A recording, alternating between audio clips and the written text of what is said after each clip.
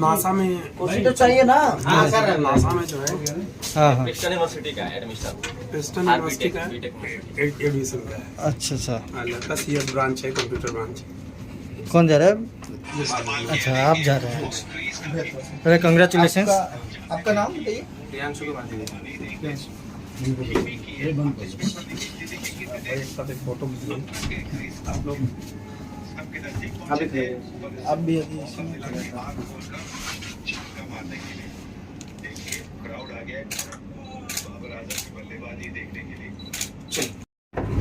हाँ, और ये लोग इधर बैठेंगे। सर आप इधर बैठ जाइए। आप जाइए। बात किए हैं चेयर आउट।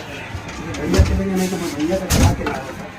अभी कार्यक्रम में काम पाएंगे तो कर देंगे।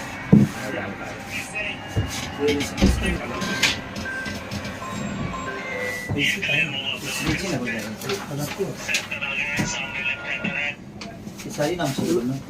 उधर लगा हुआ नाम लिखा होगा भी आपका। ये आपका शुरू कर दीजिए। कुछ पैड है? हाँ, कुछ पैड दे दो तो एक मिनट अच्छा भैया, हो। पैड दे रहे हैं।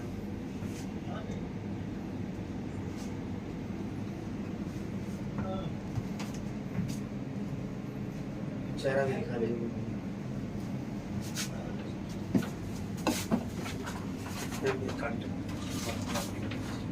कब जाएगा आपसे वहाँ यूनिवर्सिटी से फोन है। नंबर बताओ रे। 900 409 1005। आप कर दीजिए रिस्केश बाबू।